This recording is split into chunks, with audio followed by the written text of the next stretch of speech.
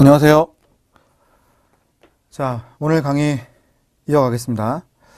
자, 우리 133페이지입니다. 유전자와 발현이라는 파트를 보겠습니다. 133페이지. 자, 유전자와 발현. 상당히 중요한 부분 중에 하나입니다. 그 특징들을 잘 알고 계셔야 됩니다, 여러분. 자, 우리 내용을 한번 이제 보겠습니다. 자, 1번의 DNA 유전 정보의 흐름이란 게 나왔죠. 자, DNA는 모든 정보가 다 들어있습니다. 그래서 이 DNA는 모든 세포가 또 다 가지고 있죠. 근데 모든 세포가 다 가지고 있는데 이러한 DNA 정보들은 항상 분열 전에 다 복제되기 때문에 다 갖고 있는 거예요. 자, 여기 보시면 DNA는 모든 정보가 들어있고 이 정보는 세포 분열 전에 정확하게 복제가 되는 거죠. 자, 중심 원리라는 용어가 나왔습니다. 중심 원리는 자, 이와 같은 거예요. 전사가 이제 일어나고요. 자, 전사가 이제 일어나고요.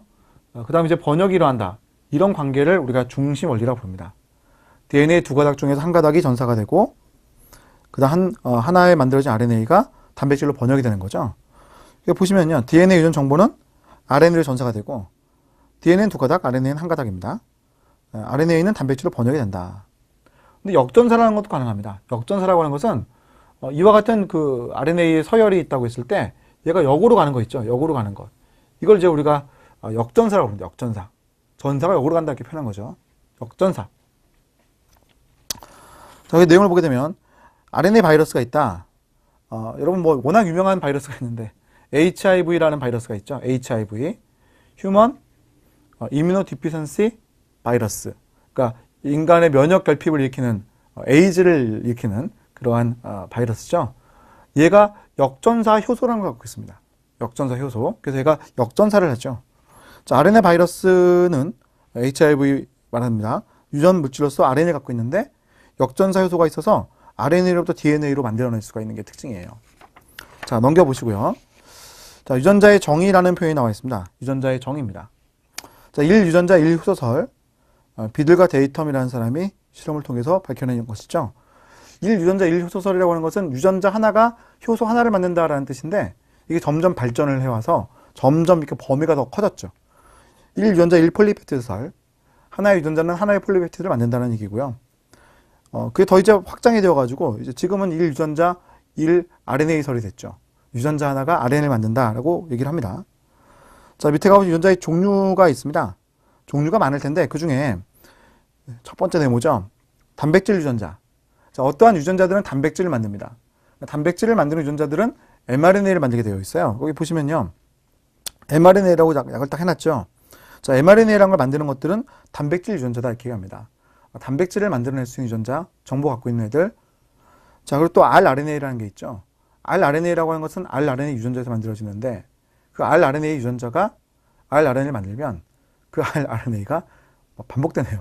rRNA라고 하는 것이 리보솜을 구성하게 되어 있죠. 자, tRNA. tRNA라고 하는 것은 tRNA를 암호화하는 것이다. 그래서 아미노산을 운반하는 RNA를 우리가 tRNA라고 부르죠. 그 밖에도 다른 RNA들도 있는데 우리가 눈여겨볼 것은 snRNA, 스플라이시오점을 구성하는 RNA, 스플라이싱을 일으키는 RNA. 뒤에 가보시면 마이크로 RNA, 작은 RNA라는 표현인데 miRNA, 마이크로 RNA라고 하는 것은 특정한 mRNA를 부술 수 있는 RNA가 마이크로 RNA죠. 자, 그 다음에 이제 아래 내려가 보시면요. 단백질 유전자. 자, 이제 mRNA에 좀 더 국한시켜야 되게 하는 건데 그 단백질 유전자라고 하는 것들은 프로모터와 암호화 부위로 나눠져 있는 게 특징입니다. 그러니까 프로모터라고 하는 부분과 암호화 부위라고 하는 이 긴 부분이 있는 게 특징이다. 프로모터 부분과 암호화 부위라고 하는 긴 부분이 있는 게 특징인 거죠. 자, 거기 보시면요. 프로모터는 RNA 중합효소가 붙는 자리. 그래서 RNA 중합효소가 RNA를 만들어요. 5에서 3방을 만들죠. 결합한 자리로 유전자의 발현, 전사가 일어날 때 주요한 조절 부위다라고 했습니다. 자, 그다음 3번 보시면 암호화 부위. 암호화 부위라는 것은 진핵세포에서 다릅니다. 그 밑에 보시면요. 진핵세포는 암호를 담고 있는 엑손과 비암호화 부위인 인트론이 있다. 그러니까 암호화 부위인데 진핵세포라고 하는 애들은 엑손이라고 하는 부분들과 인트론이라고 하는 부분이 있다. 그러면 엑손이라고 하는 부분과 인트론이라는 부분이 있는데 전사가 되면요. 엑손과 인트론이 다 전사가 돼요. 그런데 인트론 부분을 제거하는 거였죠. 인트론 부분을 제거합니다. 그럼 엑손만 남습니다. 엑손만 남기 때문에 저 부분이 암호화가 되는 부위다라고 얘기를 하는 거예요. 반면에 원엑세포 같은 경우에는 자, 이 뒷부분만 볼게요. 프로모터가 있으면 뒤에 암호화 부위들이 있는 건데 여기에 인트론이 없습니다. 그래서 원엑세포라고 하는 것은 인트론이라는 걸 제거하는 기작 자체가 필요가 없죠. 스플라이싱이라는 기작이 필요 없지 않습니까? 자, 그래서 그 아래 이제 보시면요. 진핵세포라고 하는 것은 다시 읽어볼게요. 암호를 담고 있는 엑손과 비암호화 부위 인트론이 있다. 인트론이라는 부분은 RNA를 만든 다음에 제거가 되는 부분을 말하는 것이다. 반면에 원핵세포라고 하는 것은 엑손과 인트론의 구분이 없습니다. 자, 밑에 이제 그림을 보시게 되면 전사의 과정이라는 게 있어요. 자, 거기 오타가 나왔네요. 예? 전사는요. 전사로 바꿉시다. 135페이지 양가로 1번에 전사의 과정이 있잖아요. 전사는 RNA 중합효소에 의해서 이루어지는 거예요. RNA 중합효소가 프로모터라고 하는 지역에 결합을 한다는 거죠. 그럼 전사가 일어난다는 겁니다. RNA 중합효소의 경우에는 RNA 중합효소 혼자서 전사를 하는 것이고 진핵세포의 경우에는 전사인자들이 많이 필요하다. 물론 이제 원핵세포도 전사인자가 필요할 때도 있습니다. 앞에 있는 그림처럼 RNA 중합효소라는 애가 전사를 하려고 하는데 그 나머지 애들 있죠? 이런 애들이 전부 다 전사인자들이에요. 이런 애들이 다 어울러져서 전사를 할 수 있게끔 하는 거죠. 원핵세포는 이렇게 복잡하지는 않지만 전사를 하는데 도와주는 것은 사실입니다. 자, 다음 장 넘겨보시고요. 전사가 되는 그림을 이제 표현해놨죠? RNA 중합효소라고 하는 애가 지금 프로모터 지역에 결합한 모습이에요. 얘가 RNA 중합효소. 프로모터라는 것에 결합해서 프로모터 이 부분을 프로모터라고 부르죠. 그럼 이 RNA 중합효소가 지금 오른쪽 방향 이동하는 건데 오른쪽 방향 이동을 할 때 자, 이 부분에 뭐가 만들어져요? 5에서 3방향으로의 RNA가 만들어지는 게 특징입니다. 5에서 3방향으로의 RNA가 만들어지는 게 특징이에요. 이거 꼭 기억하셔야 됩니다. 5에서 3방향으로 RNA가 만들어집니다. 어디부터 어디까지요? 프로모터가 있는 전사 개시점부터 전사가 끝나는 전사 종결점까지 만들게 되어 있다. 또 중요한 점은요. 두 가닥 중에 한 가닥만 씁니다. 한 가닥만 진짜 정보예요. 밑에 있는 가닥이 여기서는 진짜 정보로 쓰인 거죠. 자, 내용을 보게 되면 자, RNA 중합효소라고 하는 애가 137페이지 위에입니다. 137페이지 맨 위에. 자, RNA 중합효소는 DNA 중합효소는 달리 프라이머가 없이 전사합니다. 프라이머가 필요 없어요. 프라이머가 필요 없습니다. DNA 한 가닥을 주형 DNA를 삼아서 이에 상보적인 RNA를 합성해내는 것이 특징. 자, RNA 합성 방향은 5에서 3방향이다 라는 겁니다. 5에서 3방향이다. 자, 그 다음에 이제 5번 가보시면요. RNA 사슬의 전사는 RNA 중합효소가 종결 신호를 만나면 끝나는 거예요.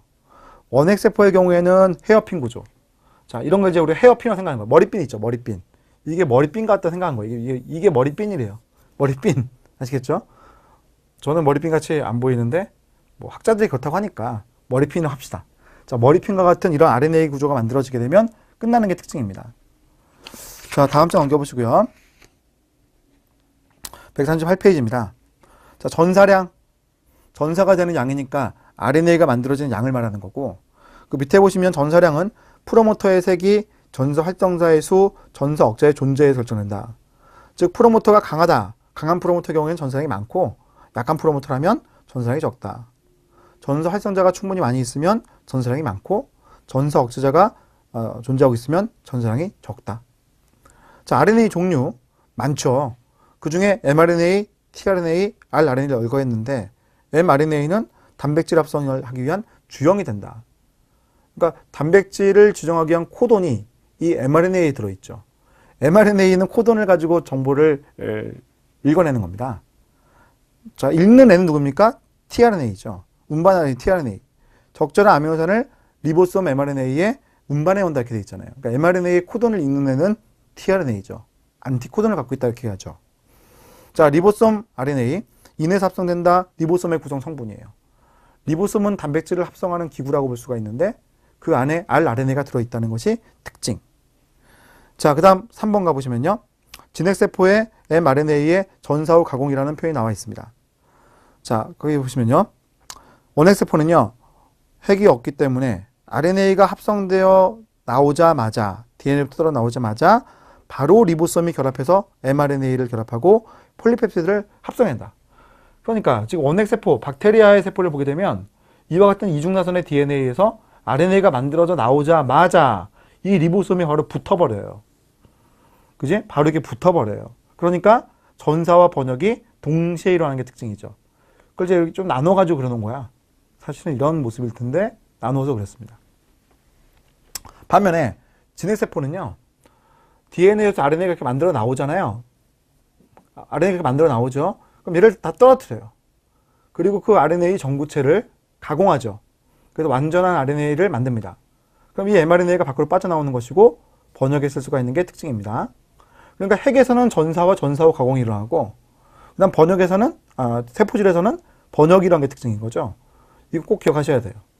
전사와 전사 후 가공은 진핵세포는 핵에서 일어나고 그 다음 번역은 세포질에서 일어나는 것이 다르다는 겁니다. 자, 우리 내용을 이제 보겠습니다. 그 1번 동에 가보시면요. 1차 전사체라는 말이 나왔죠. 자, 전사를 통해서 바로 만들어진 mRNA를 의미한다. 진핵세포의 경우에는 가공 과정을 거쳐서 mRNA가 최종적으로 완성이 된다는 겁니다. 자, 1차 전사체라고 하는 것은 가공이 되기 전 단계를 말하는 거예요. 이런 거 가공이 안 됐잖아요. 가공이 안 된 거를 1차 전사체라고 부르는 거고요. 1차 전사체를 가공을 하면 mRNA, 완전한 RNA가 만들어진다는 거지. 완전하다, 성숙되었다 이렇게 표현합니다. 성숙한 mRNA, 완전한 mRNA라는 표현입니다. 자, 오른쪽 가보시면요. mRNA 가공 과정이라는 게 나와 있죠. 자, 1차 전사체라고 하는 것은 일단 엑손과 인트론이 다 있어요. 엑손과 인트론이 다 있습니다. 여기 인트론들 있는 거 보이시죠? 자, 이게 이제 1차 전사체, 1차 전사체. 1차 전사체에서 이 인트론들을 제거한다는 거죠. 제거를 하면 이 색깔 칠해져 있는 부분들이 있죠. 이런 부분들만 남게 되죠. 그게 바로 엑손이죠.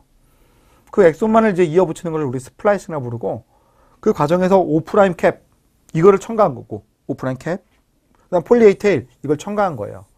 그래서 O' 캡과 폴리에이 테일을 첨가하고 인트론을 제거한다는 것이 특징인 거죠. 특징입니다. 그래서 우리 교재에 이제 보시게 되면 모자 씌우기, 폴리에이 테일, RNA 접합이라는 표현을 씁니다. 자, 모자 씌우기라고 하는 것은 전사된 mRNA의 O' 말단에 메틸 구아닌 뉴클레오티드를 첨가하는 거예요. 자, 폴리에이 테일, 3' 말단에 일련의 긴 아덴 뉴클레오티드를 첨가하는 겁니다. 자, RNA의 접합, 스플라이싱이죠. 스플라이싱으로 기억하셔야 됩니다. 자, 전사에 생성된 전구체 mRNA를 DNA설과 마찬가지로 엑손과 인트론을 모두 가지고 있었어요. 이거죠. 그죠? 엑손과 인트론 모두 가지고 있었죠. 자, 그런데 핵내에서 스플라이시오즘이라는 것이 mRNA의 인트론을 제거했습니다. 그리고 엑손만을 붙였죠. 꼭 기억하셔야 합니다. 누가 할 수 있어요? 진핵세포가 할 수 있고요. 이 과정은 핵에서 일어난다는 사실입니다. 자, 다음 장 넘겨보시고요. 선택적 스플라이싱. 자, 선택적 스플라이싱이라고 하는 것은 이런 거예요. 나 인트론 제거할게. 인트론을 제거할 거야. 자, 그럼 여기에서 인트론이 이런 부분이거든요. 자, 이런 부분을 제거할 거야 라는 거죠. 자, 제거를 할 때 이 네 개를 다 제거를 했어요. 그러면 1, 2, 3, 4, 5 이렇게 붙을 수가 있겠죠. 그런데 희한하게 제거를 할 때 이렇게 제거할 수도 있습니다. 3번부터 5번까지 사이를 제거할 수도 있습니다. 그렇다면 3번과 5번이 붙는 일이 발생할 수가 있고, 자, 또는 야, 나는 그게 아니라 반대로 이쪽 3번을 제거할래. 그럼 2번부터 4번까지가 제거될 수도 있거든요. 이렇게요. 자, 그럼 2번, 4번이 제거되면 2번과 4번이 붙게 될 것이에요. 그죠? 자, 그런데 만약에 3번과 5번 사이가 제거되면 3번과 5번이 이렇게 붙게 되겠죠. 이걸 이제 우리가 선택적 스플라이싱이라고 부릅니다. 그러니까 엑손이라고 하는 것들을 이어붙이는 것이 스플라이싱인데 어떤 엑손끼리 이어붙일 것이냐 선택할 수 있다. 그걸 이제 우리가 선택적 스플라이싱이다 이렇게 얘기한다는 거죠. 자, 이걸 하니까 진핵세포가 되게 고등해졌어요. 그죠? 엄청나게 고등해진 겁니다. 왜? 조합을 할 수가 있거든요. 하나의 유전자에서 조합을 할 수가 있잖아요. 엑손끼리. 그러니까 조합을 하니까 다양해질 수가 있죠. 1, 2, 4, 5도 돼? 1, 2, 3, 5도 돼? 그러면 조합이 달라지잖아요. 그러니까 결국 유전자 하나가 여러 가지의 그 mRNA를 만들 수 있는 특징이 생기죠. 그럼 내용 볼게요. 자, 선택적 스플라이싱을 했어요. 그러니까 어떻게 했습니까? 그 다음 주 끝에 당연히 다른 단백질이 만들어지죠. 기능도 다르죠. 사람의 경우에는 하나의 유전자로부터 여러 개의 그 단백질을 생산할 수가 있는데 그 개수가 유전자의 개수에 비해서 훨씬 많다라는 겁니다. 진핵생물이 고등해지는 이유입니다. 하나의 유전자를 여러 종류의 mRNA를 만들 수가 있는 거예요. 자, 이제 4번 가보시면요. 번역이죠. 자, 번역 1번에 보시면은 유전 암호 코돈이 있습니다. 코돈 누가 갖고 있어요? mRNA 갖고 있습니다. 자, 보시면요. 1번 단백질을 합성하는 이온 정보는 전사된 mRNA 전체에 존재하는 것이 아니라 mRNA 연기 배열 속에 어디에서 개시하고 어디에서 끝날지가 정해져 있습니다. 이를 트리플렛 코돈이라고 한다라는 거죠. 자, 그래서 앞에 이제 있는 그림이 이 그림이었는데 이게 전부 다 이제 엑손이잖아요. 자, 이 엑손들 중에서 번역을 시작하는 부분을 여기로 하자라는 겁니다. 게시 코돈. 그럼 앞에 있는 것은 번역이 안 되기 때문에 O' UTR, O'의 비번역 V라는 표현을 쓰죠. untranslated region이다. 비번역 V라는 표현을 쓰는 겁니다. 자, 그다음 여기서 끝나잖아요. 자, 여기서 끝나잖아요. 여기서 종결이 됐죠. 종결이 되고 나면 나머지 거는 또 읽을 필요가 없으니까 3' UTRG라고 부르는 거야. 즉 3'의 비번역 V라고 부르는 겁니다. 아시겠죠? 그러니까 엑손이라고 하는 부분들 중에서 진짜 정보가 되는 부분들이 있어요. 엑손이라고 하는 부분들이잖아요. 다 엑손이라는 부분들인데 진짜 정보가 되는 부분들이 있습니다. 그래서 비번역 V라는 부분들을 제거하고 게시 코돈부터 종결 코돈까지 이 V를 번역을 하는 거예요. 아시겠죠? 게시 코돈부터 종결 코돈까지가 번역이 되는 겁니다. 자, 옆에 이제 가보시면요. 그 아래 가볼게요, 여러분. 트리플렛 코돈. 자, 이거 그대로 여러분 한글로 트리플렛 코돈 3년기조 기억하셔야 됩니다. 자, mRNA 서열 중에 3개의 유클레오티드가 하나의 아미노산을 지정하고 있죠. 아미노산을 지정하고 있어요. 자, 이런 것들을 우리가 코돈이라고 부릅니다. 코돈은 게시 코돈부터 종결 코돈까지만 코돈입니다. 게시 코돈부터 종결 코돈까지가 코돈이에요. 자, 그래서 오른쪽 가보시면 코돈표가 있죠. 코돈표는 뭐 시험 문제에 나오니까 외우실 필요는 전혀 없는데 우리가 예의상 이거 외우면 좋습니다. 메티오닌, AUG. 그 다음에 종결 코돈 3가지. 이거 이렇게 외워놓으면 이거는 도움될 수 있습니다. UAA, UGA, UAG. 외울 때 어떻게 외우라고? 가, 악. 이렇게 뒤에 3글자 따면 됩니다. U자가 동시에 들어가고, 아가, 악. 종결 코돈이 3개나 되니까 외우기가 좀 까다롭잖아요. 그러니까 이건 그렇게 외우는 게 좋다는 거죠. 자, 오른쪽 가보시면요. 코돈은 총 64개가 있습니다. 3년 기조이기 때문에 64개가 이제 있다는 거죠. 이 표에 있는 거를 말하는 겁니다. 자, 그런데 61개는요, 전부 다 아미노를 지정을 해요. 그 중에 AUG라고 하는 것은 게시 코돈이면서 메티온을 지정하게 되어 있는 것이고, 3개는 종결 코돈입니다. 종결 코돈은 꼭 3개 외우시는 게 좋습니다. UAE, UAG, UGA. 자, 그 아래에 보시면요, 아미노산에 대한 특징을 얘기했는데, 그 중에 여러분, 이게 있어요. 중복성이 있다. 중복성이 있다. 여러 코돈이 하나의 아미노를 지정할 수가 있다. 예를 들면 UUU나 UUC나 같은 아미노산을 지정해요. 페닐알라닌.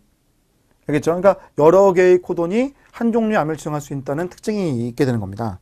자, 근데 그때 어떻다? 세 번째 코돈의 세 번째 연기가 달라도 같은 아미노 지정 경우가 많은 거죠. 좀 보시면요. 세 번째 연기가 달라도 같은 아미노 지정 경우가 많습니다. 이것도 꼭 기억하셔야 돼요. 자, 그래서 거기 맨 마지막 줄 보시면요. 여러 코돈들이 세 개의 연기 중에서 세 번째 연기가 달라도 같은 아미노 지정 경우가 많다고 했습니다. 이것도 꼭 기억하셔야 됩니다. 자, 그 다음에 이제 아래 보시면요. 운반 RNA 특징이라는 게 나왔죠. 자, 운반 RNA 특징. 자, 이제 그 아래 이제 보시면요. 별다른 게 없네요. 넘기시고요. 자, 3번에 보시면 안티코돈이라는 게 있죠. 자, tRNA는 안티코돈이라는 걸 갖고 있습니다. 그래서 코돈이란 것과 상보적으로 만나는 거예요. 이런 분이 안티코돈이지 않습니까? 안티코돈. 보십시오. 여기 안티코돈이 보이시죠? 이게 안티코돈 아닙니까? 안티코돈. 안티코돈이 이 부분에 결합한 거죠. mRNA는 코돈이 있지 않습니까? mRNA는 코돈이 있어요. 이게 게시 코돈이 되어 있죠? 이게 코돈입니다. 이게. 코돈과 서로 상보적으로 만나기 때문에 안티코돈이라고 하는 겁니다. 서로 상보적으로 만납니다, 여러분. 이쪽이 O'이에요. AUG라고 시작하는 거죠. 그러면 안티코돈이라고 하는 것은 이쪽이 O'이 된다는 거 꼭 기억하셔야 됩니다. 꼭 기억하셔야 돼요. AUG라고 하는 것이 있다. 얘하고 상보적으로 만난다라고 한다면 CAU라고 읽으셔야 됩니다. CAU라고 읽으셔야 됩니다. 방향성이 반대니까 방향성을 잘 알아놓으십시오. 항상 시험 문제에서는 O'부터 읽는 것으로 출제가 됩니다. AUG로 읽었으면 반대편에 있는 것은 CAU로 읽도록 하십시오. 자, 그 다음 4번에 보시면요. 아미노산 결합 부위가 있는데 3' 말단에는 CCA가 첨가되어 있습니다. 아미노산 결합 부위 3' 말단에는 CCA가 첨가되어 있는 게 특징입니다. 자, 그다음 3번에 가보시면 리보솜이 나왔습니다. 두 개의 수단이 구성되어 있죠. 원의 세포는 30S와 80S, 50S 합하면요 70S입니다. 70S. 원의 세포의 것은요 70S. 반면에 진핵 세포는요 40S, 60S 합하면요 80S. 70S와 80S를 기억하시는 게 좋죠. 자, 그 밑에 보시면요 수십 종류의 단백질들과 rRNA가 결합한 덩어리. 자, 이것을 우리가 리보솜이라고 부르는 겁니다. 자, 오른쪽에 보시면요 번역의 그 과정이 나와 있는데 번역의 과정은 여러분 쭉 읽어보시고 도움이 되시면 좋겠습니다. 자, 이제 뭐 거의 시험지에 이건 잘 나오진 않아요. 자, 넘겨보시고요. DNA와 mRNA, tRNA 관계를 이제 보도록 하겠습니다. DNA, mRNA, tRNA 관계입니다. 자, 보시면요. DNA가 있습니다. DNA가 주형 DNA를 썼을 때 이 주형 DNA 상보적으로 mRNA가 만들어져요. 상보적이라고 하는 것은 방향성이 반대니까 이쪽이 5'이야, 반대편에 3' 나와야 돼요. 얘가 A야, 반대편에 U가 나와야 돼요. 얘가 C야, 반대편에는 G가 나와야 돼요. 알겠죠? 자, 그래서 우리가 상보적이다 라는 겁니다. 상보적이다. A면 U, C면은 G. mRNA는 U니까, RNA는 U니까 T가 아니죠. 그죠? 쭉 적을 수가 있습니다. 그치? mRNA 합성 방향은 5의 3방향이니까 실제로 이렇게 만들었을 거예요. 오른쪽에서 왼쪽으로 하면서 만들어졌겠죠. 그죠? 자, tRNA는 mRNA와 상보적으로 만나는 애가 맞습니다. UGC라는 것과 상보적으로 만난다는 거 생각해 봅시다. 그럼 어떻게 돼요? 예, 5%부터 본다면 ACG가 된다는 거죠. ACG. 자, 그다음 그 밑에 보시면요. 단백질의 분류 및 가공. 자, 2번 동그라미 보세요. 2번 동그라미 중요합니다. 자, 조면소포체에서 합성되는 단백질. 조면소포체에서 리보솜이 합성을 했습니다. 그럼 조면소포체 내부 들어가죠? 그럼 뭐가 있어요? 시그널 펩타이드. 소포체로 가는 신호였습니다. 소포체로 가라는 신호가 시그널 펩타이드라는 것이고 그 시그널 펩타이드가 단백질 앞에 있었죠. 단백질 N말단부터 C말단까지 있다고 했을 때 이 앞쪽에 시그널 펩타이드가 있었습니다. 시그널 펩타이드가 있었죠. 이 시그널 펩타이드가 이제 필요가 없거든요. 왜? 소포체로 들어갔으니까. 이걸 제거를 하는 거예요. 제거를 하죠. 그리고 변형이 일어나서 이동을 하는 겁니다. 그래서 내용 한번 보세요. 자, 화학적 가공이 일어나는데 조면소포체로 들어간 단백질은 골지체를 거쳐서 분비 단백질이 되거나 세포 막단백질이 되거나 리보솜 단백질이 될 수가 있다. 이렇게 되어 있는 거죠. 그러니까 이 시그널 펩타이드라고 하는 것은 소포체로 들어오기 필요한 거고 들어가고 나면 이거 필요 없으니까 이거 제거를 합니다. 제거를 하고 나면 그 다음에 남은 부분들은 골지체로 일단 가요. 그럼 골지체로 간 다음에 얘가 리소솜으로 가거나 또는 분비가 되거나 또는 세포 막단백질이 된다는 거죠. 분비 단백질의 이동 경로를 골라봐라 이런 얘기가 잘 나와요. 그러면 조면소포체, 골지체, 그 다음 밖으로 나간다 이렇게 하시면 되겠죠. 그러니까 리보솜에서 번역이 된 다음에 조면소포체, 골지체, 그리고 밖으로 빠져나간다 이렇게 하시면 됩니다. 반면에 시그널 펩타이드를 가지고 있지 않다? 그럼 조면소포체로 들어가지 않기 때문에 다른 곳으로 간다고 생각하시면 되겠습니다. 다른 곳으로 가는 신호가 또 다 있어요. 근데 우리가 그거를 이제 열거를 많이 안 할 뿐이죠. 핵으로 가는 신호가 있다 그럼 핵으로 갑니다. 그러니까 시그널 펩타이드는 조면소포체로 가는 독특한 신호소의 이름이기 때문에 우리가 얘기를 하는 거예요. 나머지는 쉬워요, 여러분. 핵 위치 신호 그럼 핵으로 가겠죠. 미토콘드리아 신호소야 그럼 미토콘드리아 가겠죠. 그러니까 정해져 있습니다. 다른 것들은요. 자, 이제 오른쪽으로 가볼게요. 145페이지 유전자 발행 조절입니다. 넘기시고요. 자, 146페이지입니다. 자, 유전자의 발행 조절이라는 말이 나왔는데 제일 위에 보면 표 있잖아요. 거기서 이런 폴리시스론과 모노시스론 용어를 알아놓읍시다. 폴리시스론이라는 것은요. 하나의 mRNA에 여러 개의 유전자가 있는 것을 말하는 건데 이런 유전자는 프로캐리오틱 mRNA, 즉 원핵세포라고 하는 것들이 가지고 있습니다. 반면에 진핵세포는요. 하나의 mRNA에 유전자가 하나밖에 없습니다. 이런 걸 우리가 모노시스론이라고 불러요. 하나밖에 없으니까 모노시스론. 이런 것들은 유캐리오틱 mRNA, 진핵세포의 mRNA들이 이렇다는 겁니다. 자, 그래서 다시 한번 내용을 보십시다. 자, 여러 개의 유전자가 붙어 있어요. 동시에 하나의 mRNA로부터 단백질이 다 합성돼요. 모노시스론은요, 하나의 유전자만 있어요. 그러니까 유전자 하나하나가 다 각각 조절되고 하나의 mRNA에서 하나의 단백질을 만드는 것이 특징입니다. 자, 전사 번역의 연속성도 우리가 좀 볼 필요가 있죠. 이건 스플라이싱 과정에서 봤던 건데 전사와 번역이 동시에 일어난다. 이것은 원핵세포죠. 반면에 진핵세포는요. 전사와 번역이 따로따로 일어나요. 핵 밖에서는 핵 안에서는요. DNA가 RNA 합성이 되고 전사와 가공도 하고요. 핵 밖으로 나가게 되면 리보솜이 붙기 때문에 단백질 합성이 일어나는 것이 특징입니다. 자, 저 밑으로 이제 가보시면요. 그 원핵세포의 유전자 발현 조절이라는 것이 있고, 자, 이제 그 2번에 보시면 오페론이라는 것이 나와 있죠. 오페론이 나와 있습니다. 오페론. 자, 오페론은요. 구성 요소들을 아는 게 중요한데, 첫 번째 작동자, 바로 이 자리죠. 누가 붙는 자리입니까? 작동자, 억제자가 붙는 자리죠. 억제자가. 자, 그래서 그 뒤에 가보시면요. 이런 말이 있습니다. 억제자. 자, 조절 유전자에서 만들어지는 단백질로서 작동자에 붙었다 이렇게 돼 있죠. 그럼 작동자에 억제자가 붙게 되면은 프로모터에 RNA 중합효소가 붙지 못하는 거니까 전사가 안 됩니다. 자, 구조 유전자는 이제 뒤쪽에 있는 이 유전자들의 군을 우리가 구조 유전자라고 부르죠. 구조 유전자라고 부릅니다. 이 뒤에 있는 것들을 우리가 구조 유전자라고 부르는 거고요. 뭐 크게 중요한 용어는 아닙니다. 우리가 알아야 될 것은 이제 이거죠. 조절 유전자, 조절자, 그다음 프로모터, 작동자 이런 얘기는 뭐 강용될 수가 있습니다. 자, 넘겨보시고요. 자, 조절 과정이죠. 자, 포당이 공급될 때입니다. 뭐 저당의 농도는 상관없습니다. 자, 포당이 충분히 공급되기 때문에 굳이 저당을 분해하는 필요가 없죠. 그래서 CAP가 불활 상태로 되어 있고 RNA 중합효소가 프로모터 결합하지 못하는 거예요. 그러니까 포당이 공급되고 있는 상황이니까 이 CAP라고 하는 애가 활성화가 안 되거든요. 이거 활성화가 안 되니까 RNA 폴리머레이즈가 얘랑 같이 이제 붙지 못하죠. 포당이 없으면 붙을 수 있지만 포당이 있으면 CAP가 RNA 폴리머레이즈 못 붙어요. 그 RNA 폴리머레이즈 혼자서는 못 붙기 때문에 전사가 안 된다라고 했습니다. 자, 반면에 포당의 농도가 낮아지고 저당이 공급될 때, 즉 밑에 있는 그림입니다. 이때는 이제 두 가지 경우가 충족이 돼야 되는데 첫 번째는 포당이 낮아졌음을 인증하는 기작이다. 두 번째는 저당이 분해될 수 있는 오페론의 발현 기작이다. 이렇게 되어 있습니다. 저기 내용 보시면요. 자, 그 세 번째 끝인데 이거 중요하죠. 포당이 부족해지면 대사 과정에서 CAMP라고 하는 물질이 축적이 돼요. 그럼 CAMP가 CAP에 붙습니다. CAP에 붙은 거죠. 이와 활성화 단백질에 붙는 거예요. 동화작용, 이화작용 있잖아요. 저당 오페론은 저당을 분해하는 거기 때문에 이화작용 오페론이죠. 그래서 얘가 이화작용을 활성화시키는 단백질이잖아요.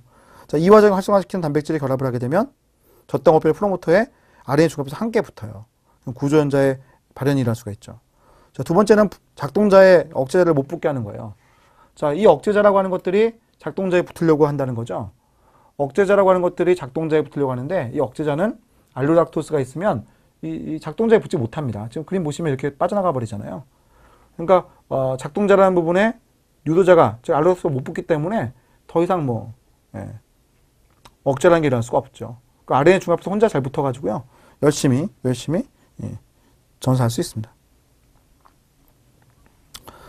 자, 그다음 오른쪽 가보시면요. 대장균의 트리토판 오페론이라고 하는 얘기가 나와 있죠.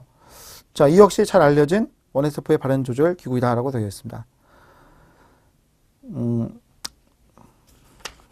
이건 이제 거의 실제를 잘 안 합니다. 이건 이제 합성을 하는 오페론, 동화작용 오페론이라는 걸 좀 알아놓으시고요. 트리토판이 적을 때에는요, 트리토판 오페론이 발현이 되어가지고요, 트리토판을 많이 먹어야 될 거예요. 많이 만들어야 될 거예요. 근데 트리토판이 많으면 그럼 굳이 만들 필요 없잖아요. 그래서 이제 다음 주 넘겨보시면 그런 말이 있습니다. 자, 조절 과정이죠. 자, 트리토판이 없을 때 저당 오페론의 억제자는 결합력이 떨어집니다.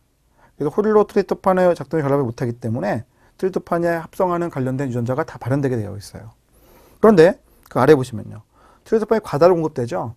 그럼 과다로 공급되게 되면 트리토판이라고 하는 애가 직접 억제자와 함께 작동자에 붙습니다. 트리토판이라고 하는 애가 직접 작동자와 함께 붙는 거예요. 지금 이제 그림 보시면요. 자, 트리토판이라고 하는 애와 억제자가 동시에 함께 붙을 수가 있다는 거죠. 그래서 우리가 트리토판을 공동 억제자라고 부릅니다. 공동 억제자. 자, 그래서 어떻게 된다고요? 작동자에 강하게 결합하죠. 그럼 억제자가 강하게 결합했기 때문에 RNA 중합효소가 잘 못 붙죠. 그럼 트리토판 오펜의 구전 전사는 일어나지 않게 되는 거죠. 자, 오른쪽 가보십시다. 자, 이젠 진핵세포에 대한 얘기를 하고 있습니다. 자, 진핵세포의 유전자 발현은 여러 단계에 조절되게 되는 것이 특징이죠. 자, 그래서 유전자 단계에서 조절이 일어납니다. 아세틸화라든지 메틸화. 아세틸화는 전사를 일으킨 거고요. 메틸화라고 하는 것은 전사를 막는 거다라는 걸 아시면 됩니다. 자, 그 다음 전사인자들이 조절하죠. 전사 활성자는 전사를 하게 하는 거고요. 전사 역자는 전사를 못하게 하는 거고요. 자, 그럼 전사를 이제 결국은 했다라고 합시다. 그러면 전사후 가공이라는 게 일어나죠. 캐핑과 스플라이싱과 폴리에이 테일링입니다. 그러면 완전한 mRNA 만들어졌습니다. 이 mRNA 밖으로 빼내가지고요, 번역을 하는 겁니다. 근데 mRNA가 필요 없게 되면 얘를 분해하는데, 그 분해하는 과정에서 마이크로 RNA라는 게 있죠. 마이크로 RNA라고 하는 것이 mRNA에 붙게 되면 그 mRNA가 분해가 되게 되어 있죠. 단백질의 경우에도 분해할 수 있는 기작이 있습니다만, 뭐 그렇게 유명하지는 않습니다. 그러니까 출제가 잘 나오진 않습니다만, 프로테아솜이라는 것이 있다 정도는 알아두시면 좋겠습니다. 자, 그래서 우리 교재를 이제 한번 보시도록 할게요. 자, 151페이지죠. 자, DNA 구조를 이용한 조절이 있습니다. 히스톤 단백질의 아세틸화. 자, 밑에 보시면요. 각 세포에 따라서 특정한 유전자만을 선택적으로 발현시켜야 되는데, 그때에는 DNA 정보가 일단 읽히기 위해서는 염색질이 풀려야 돼요. 염색질이 풀리기 위해서 어떻게 돼요? 먼저 응축된 염색체 형태가 풀려 염색질이 되어야 되는데, 이때 히스톤 단백질의 아세틸화 과정이 일어난다 이렇게 되어 있죠. 이게 느슨하게 푸는 기작입니다. 저 그림 보시면요. 히스톤이라고 하는 단백질에 아세틸기를 트랜스퍼한다는 표현이에요. 이 효소에 의해서 아세틸기가 붙게 되면 느슨하게 풀리기 때문에 전사인자가 붙고 전사를 할 수가 있는 거예요. 반면에 히스톤 단백질의 아세틸기를 떨어뜨려 버리고요. 디아세틸화 시키고요. 히스톤에다가 메틸기를 트랜스퍼하게 되면 메틸기가 붙음으로써 응축이 되거든요. 그러니까 응축이 되게 되면 전사가 될 수가 없죠. 이게 염색질이 응축이 착 되는데 어떻게 이게 전사가 되겠습니까? 자, 다음 장 넘겨보십시오. 자, 그 말이 있죠. 자, 152페이지입니다. 메틸화. 자, 메틸화라고 하는 것은 염색, 그 DNA에 일어날 수도 있고요. 또는 히스톤에 일어날 수도 있거든요. 자, 여기서는 이제 DNA를 먼저 얘기한 것 같은데, 그 위에다가 적어 놓으세요, 여러분. 히스톤이 될 수도 있습니다. 히스톤도 가능하고요. 또 DNA도 가능합니다. DNA에서 가능한 것은 이제 CpG라고 해가지고, C하고 G가 이제 연달아 있는 서열을 말합니다. 이건 인상기에 불과하고요. CG가 연달아 있는 DNA 연계 서열 중에 C의 메틸화가 일어나게 되면 전사인자가 잘 결합을 못하기 때문에 전사가 잘 안 되는 모습이 나온다는 겁니다. 그래서 내용을 보시면요. DNA 특정한 연계의 메틸화 반응이 일어나요. 주로 시토신과 구안이 연계 서열이 반복될 때 시토신의 메틸화가 많이 일어나는 겁니다. CG 반복 서열은 프로모터 앞쪽적에 존재하여 전사를 유도하는 서열인데 메틸화에 의해서 메틸화된 시토신이 존재하면 전사가 일어나지 않게 되는 게 특징입니다. 자, 오른쪽 가보시면요. 진정 염색질, 전사가 잘 되는 염색질 말합니다. 전사가 활발한 지역이다. 이렇게 되어 있죠. 맨 끝에 보시면요. 이질 염색질, 제일 뒤에 가보시면 유전자가 발현되지 않는 지역이에요. 그러니까 메틸화가 많이 되어 있다라고 보실 수가 있겠죠. 자, X염색질의 불활성화, 용어죠. 자, 포유류의 경우입니다. 포유류, 우리 사람 포유류죠. 고양이도 포유류고요. 초파리? 걔는 곤충이죠. 그러니까 우리 포유류의 경우에 나타나는 현상이에요. 초파리는 아닐 거야, 그지? 초파리도 X염색체 2개 있는데 암컷 경우에 걔는 아니야. 자, 우리 사람은 어떻게 돼요? 고양이 어떻게 돼요? X염색체 2개인데 둘 중에 하나만 씁니다. 그래서 하나를 완전히 불활성화 시켜요. 작게 만드는데 작게 만든 거를 발견한 사람이 바라는 독일 사람이에요. 바라는 독일 사람이 발견해서 우리가 바소체라는 표현을 씁니다. 바소체. 자, 이거 보시면요. X염색체 불활성화죠. 자, 암컷 포유류의 모든 세포죠. X염색체 중에 하나가 응축이 됩니다. 그래서 뭐가 돼요? 바소체가 되는 거죠. 바디. 바소체가 됩니다. 바소체. 예. 자, 그 다음에 2번 가보겠습니다. 전사 단계에서 조절이란 말이 나왔습니다. 자, 아래쪽에 내려가 보시면 이넨서라는 용어가 나왔죠. 이넨서. 이넨서는 DNA 한 부분인데 이 부분이 전사를 촉진하는 부분이 되는 거죠. 이넨서라고 하는 부분이 바로 이렇게 DNA 한 부분이에요. 자, 이와 같이 이제 DNA 한 부분인데 이런 부분들이 전사를 촉진하는 부위가 되는 거죠. 자, 밑에 가보시면 사일렌서라는 게 나왔습니다. 사일렌서는 전사 억제가 붙는 부위인데 이건 이제 우리 시험에 거의 잘 안 나와요. 자, 이넨서는 꼭 알아두셔야 되는데요. 어떤 게 특징이냐면 어느 위치든 상관이 없어요. 그걸 꼭 알아두셔야 됩니다. 어느 위치든 상관이 없어요. 자, 62번 각주 내려가 보세요. 오랜만에 각주를 보는데요. 여기 보시면요. 이넨서는 각 유전자의 앞쪽, 뒤쪽에 존재할 수가 있고 평균 10개가량 존재하는데 이렇게 많은 이넨서의 요소들이 막 이렇게 붙는다는 거죠. 그죠?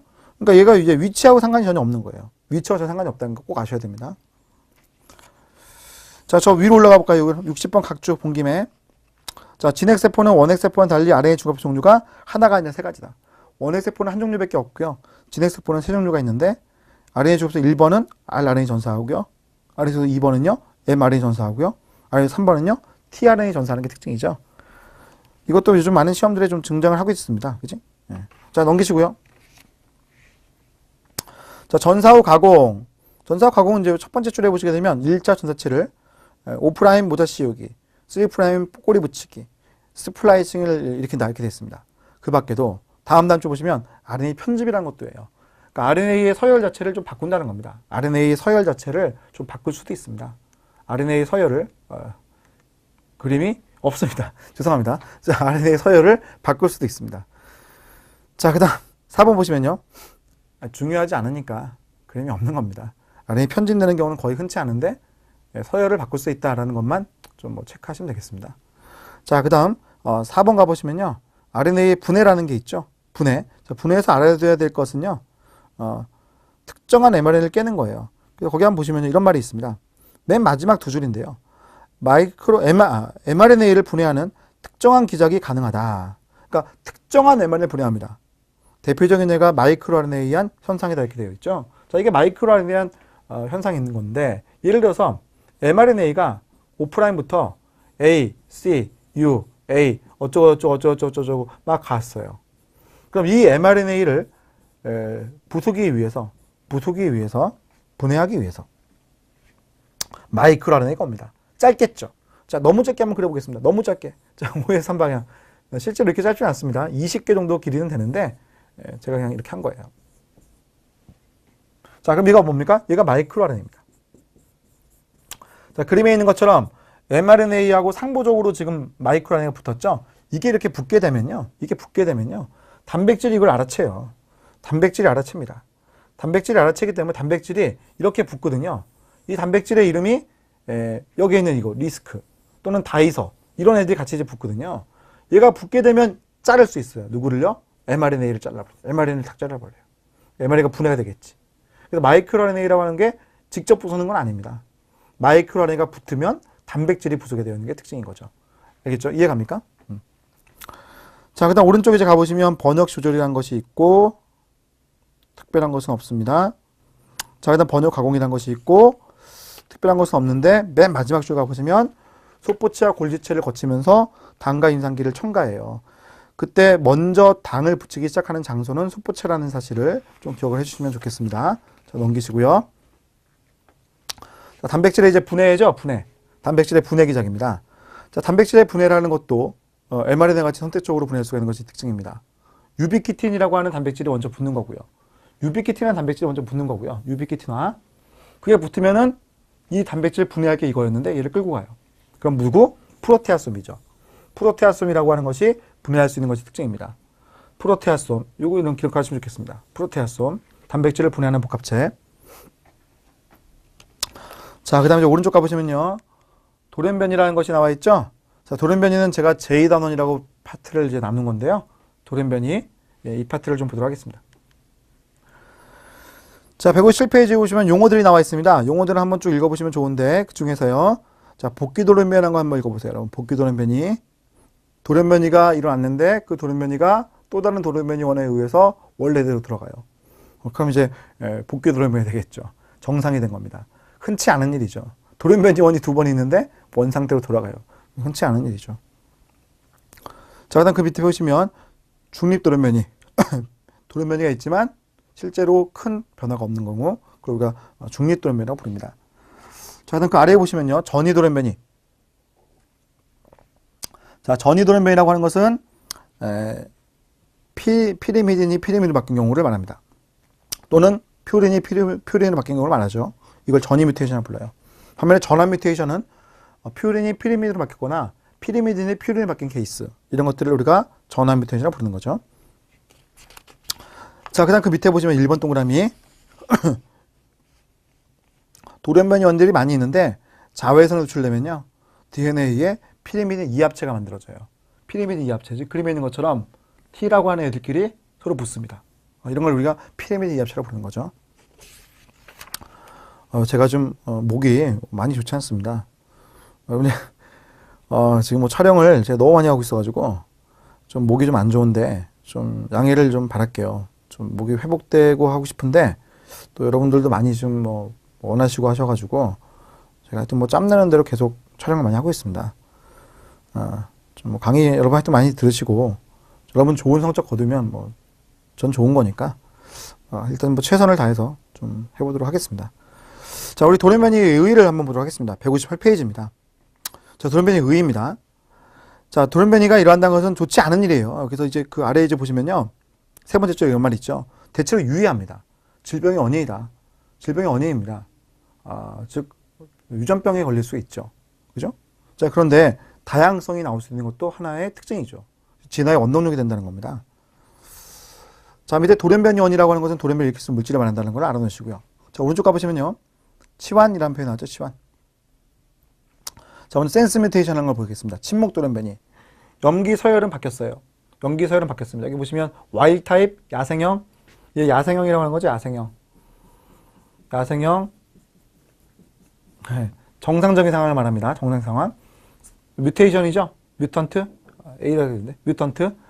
자, 이것은 침묵 돌연변이죠. 침묵 돌연변이. 자, 예를 보게 되면 연기가 바뀌었죠. 여기 바뀌었네요. 바뀌었는데 세 번째 연기가 바뀌었어요. 세 번째 연기가 바뀌었습니다. 코돈의 세 번째 연기가 바뀌게 되면 같은 암혈 지정 경우가 흔하죠. 같은 페닐알라닌. 그럼 변화가 사실 없는 거죠. 그렇죠? 그건 변화가 사실 없지 않습니까? 이런 게 침묵 돌연변입니다. 침묵하였다. 그렇지? 자, 그럼 어떻게 돼요? 자, 염기선이 바뀌었으나 같은 암혈을 만들어낸 코돈을 말한다. 단백질의 구조에 전혀 영향이 없죠. 단백질의 기능이 유지가 됩니다. 코돈의 세 번째 염기가 바뀌었을 때 많이 나타나는 현상입니다. 반면에 미스센스 뮤테이션. 염기 서열도 바뀌고 아미노산도 바뀌었습니다. 바뀐 암의 성질이 유사했을 때 중립 돌연변이 되는 거고요. 만약에 많이 바뀌었다라고 한다면 다음 넘겨보세요. 심각한 돌연변이 되죠. 염기 서열이 바뀌고 아미노산도 바뀌었는데 그 아미노산 성질이 전혀 달라요. 그때 일어나는 돌연변이가 심각한 돌연변입니다. 실제 질환은 이렇게 많이 생깁니다. 지금 그림에 보시는 것처럼 히스티딘이라고 하는 애가 프롤린으로 바뀌었죠. 자, 이런 경우는 이제 첫 번째나 두 번째, 코돈의 첫 번째나 두 번째 연기에 나타난 변이의 경우에 이러한 미센스 뮤테이션이 많습니다. 미센스 뮤테이션은 우리가 차고 돌연변이라고 부르거나 또는 과오 돌연변이라고 부를 수도 있습니다. 차고 또는 과오라고 부를 수도 있거든요. 근데 이런 돌연변이 일어나면 대개는 안 좋아요. 대개는. 그래서 문제가 되는 것인가 경우가 흔합니다. 실제 유전 질환의 대부분은 이런 변이가 많죠. 자, 3번 사슬 종결 돌연변이죠. 자, 종결 코돈이 만들어진 거예요. 연기가 치환이 되었는데 종결 코돈이 만들어진 경우입니다. 그럼 폴리페스티드가 짧아지겠죠. 주의할 점, mRNA는 유지입니다. 종결 코돈이 만들어졌다 하더라도 mRNA 길이는 변화가 없잖아요. 이거 mRNA거든요. 이 mRNA의 길이는 유지가 되는 게 특징입니다. 이것도 많은 시험들에서 잘 등장시키는 질문 중 하나입니다. 사슬 종결 돌연변이 일어나게 되면 폴리펩티드의 길이는 분명히 짧아지잖아요. 분명히 짧아집니다. 그런데 mRNA의 길이는 유지가 되는 게 특징이잖아요. 자, 저 밑에 가보시면요. 격자이동 돌연변이라는 것이 있습니다. 자, 엑손 내에 하나 또는 둘의 유클레오티드가 첨가 또는 결실된 거예요. 그러면 코돈의 틀이 움직이게 되겠죠. 코돈의 틀이 움직이게 됩니다. 그럼 전혀 다른 단백질 만들기 때문에 문제가 되겠죠. 자, 저 맨 마지막 세 줄 가보세요. 맨 끝에 격자이동 돌연변이에 의해서 종결 코돈이 사라지게 되었습니다. 폴리펩티드의 길이는 짧아지거나 길어질 수도 있죠. 그렇죠? 이런 게 특징입니다. 자, 오른쪽 가보시면요. 비아무아 부의 섬돌연변이, 비아무아 부의 섬돌연변이.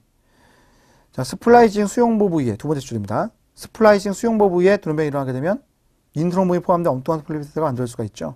또는 프로모터의 변이가 일어나게 되면 뭐가 안 될까요? 전사가 안 됩니다. 적어 놓으십시오. 프로모터의 변이가 일어나게 되면 그 경우는 전사가 될 수가 없습니다. 프로모터라는 것이 읽혀가지고 전사가 되는 건데 프로모터의 변이가 일어났으니까 전사가 될 수가 없잖아요. 자, 일단 오른쪽으로 가보실까요? 오른쪽 161페이지 아래쪽입니다. 점돌연변이 얘가 나왔죠. 자, 1번 겸상적혈구 빈혈증. 겸상. 적혈구의 모양이 겸상입니다. 적혈구의 모양이 겸상이에요. 그러니까 이게 지금 적혈구의 변이가 이런 건데 적혈구가 이렇게 겸상이 된 겁니다. 원래는요 적혈구가 이렇게 동그래가지고 움푹 파여져 있어야 되거든요. 그렇지 못한 모습이 나온 거죠. 점도된 변이, 그지?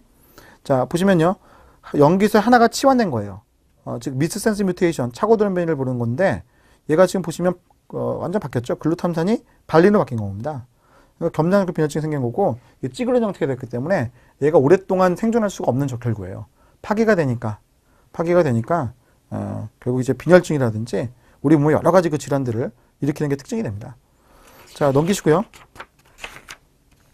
자 페닐알린 대사 과정은 크게 뭐 중요하진 않습니다. 페닐케토누증이라는 질환이 요즘 많은 시험들에 좀 등장하고 있는 것 같은데 우리는 이것이 점도는 변이다라는 것 정도를 알아놓으시면 좋겠습니다. 자 오른쪽 가보시고요.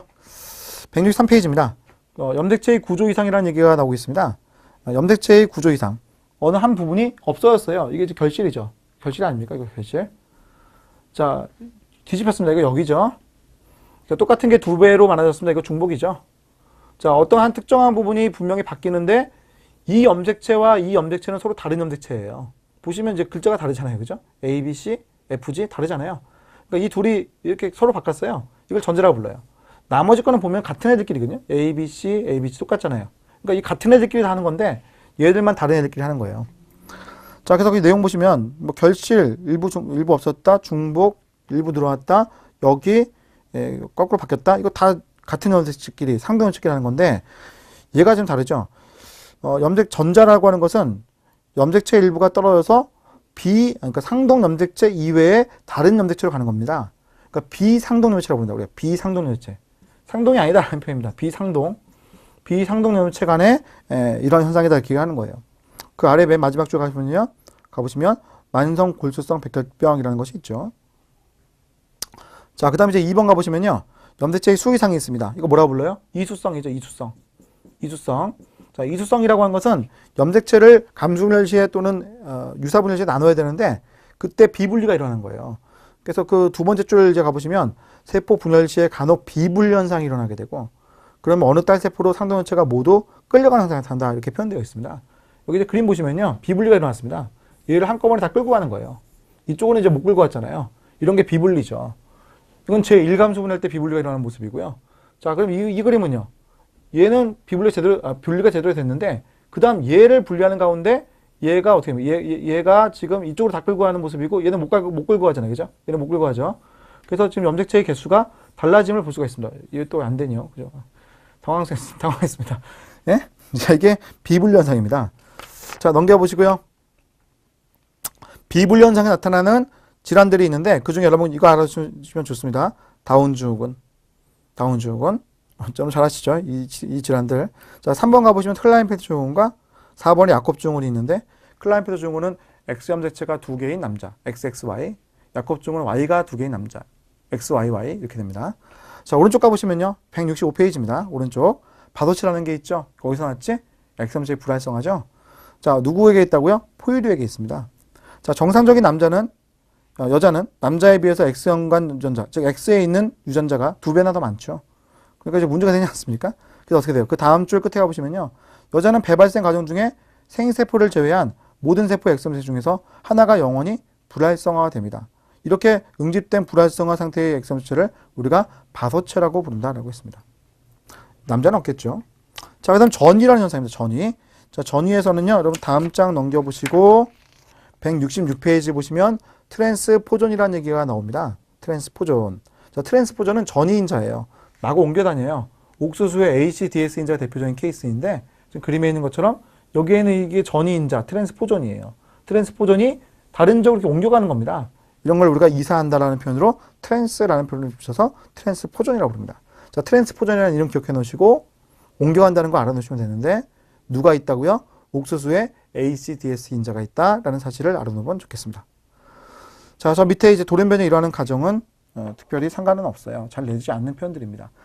자, 이렇게 해서 우리가 유전자와 발현이라고 하는 파트, 그 다음 돌연변이에 대한 파트를 제가 정리를 이렇게 한번 해봤는데 교재본 정리를 이렇게 빠르게 했습니다만 이런 내용들 다 습득이 되어 있어야 되고요. 어떤 용어들이라든지 특징을 잘 모르시면 계속 이제 질문하시고 하셔서 자기 거를 좀 만들어야 돼요. 무턱대고 뭐 외우는 것도 하나의 방법이긴 한데 좀 이해를 하고 외우시면 훨씬 더 편하니까. 자, 그러면 오늘은 여기까지 하도록 하고요. 다음 시간에는 이제 동물생리학 쪽 강의들이 진행이 되는데 그쪽에 대한 것을 정리하도록 하겠습니다. 자, 오늘도 오랫동안 강의 듣느라 수고 많으셨습니다. 여러분들 열심히 하시고 항상 이제 밝은 마음으로 공부하시길 바랍니다. 자, 오늘도 수고 많으셨습니다.